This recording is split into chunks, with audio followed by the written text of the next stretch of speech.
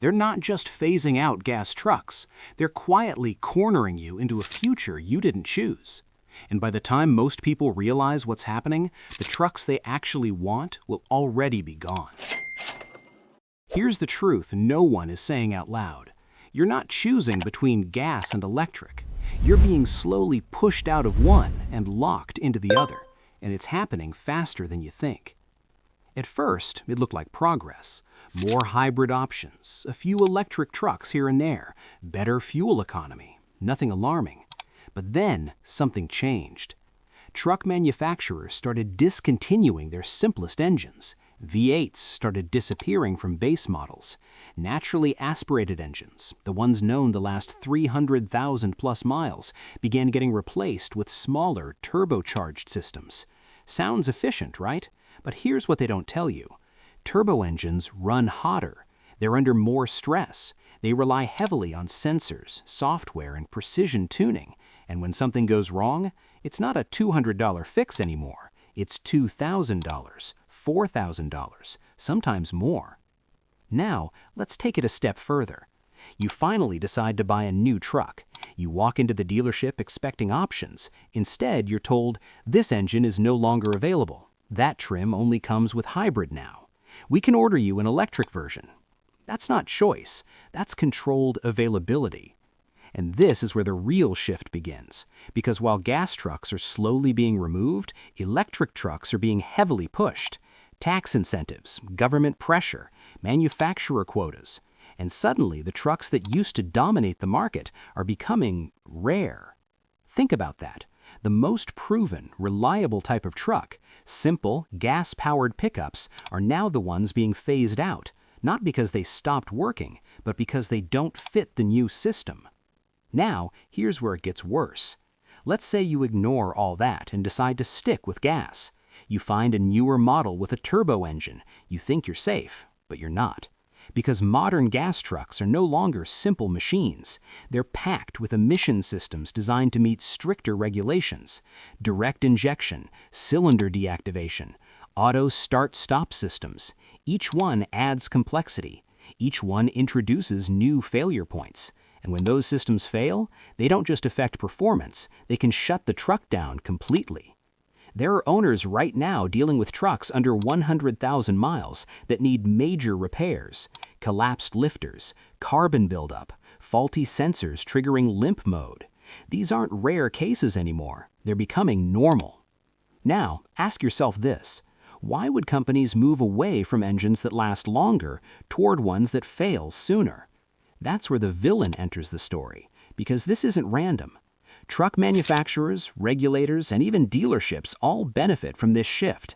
Shorter engine life means more frequent upgrades. More repairs means higher service revenue. More software means more control. And electric trucks? They take it even further. Because now you're not just dealing with hardware, you're dealing with subscriptions, locked features, battery degradation that can cost tens of thousands to fix. In some cases, replacing a battery can cost more than the truck is worth after a few years. Let that sink in. You could own a truck that becomes financially useless because of one component you don't control. This is the breaking point. Gas trucks aren't disappearing because they're outdated. They're disappearing because they're too independent. They don't rely on constant updates. They don't need proprietary software. They don't lock you into the system. And that makes them a problem for the system. But here's where it gets interesting, because there's a loophole, a very simple one, and the people who understand it are already taking advantage.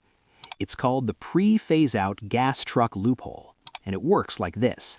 Instead of chasing the newest truck, you target the last generation before major changes, the final years of simpler engines, the models before full hybrid transitions, the trucks that still balance modern comfort with mechanical reliability. These are the sweet spot, because once they're gone, they're gone. Now, here's how you use it.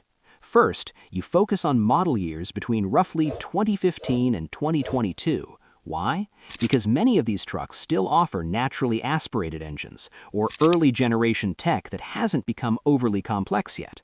Second, you avoid first-year redesigns. Those are always risky. New engines, new systems, new problems.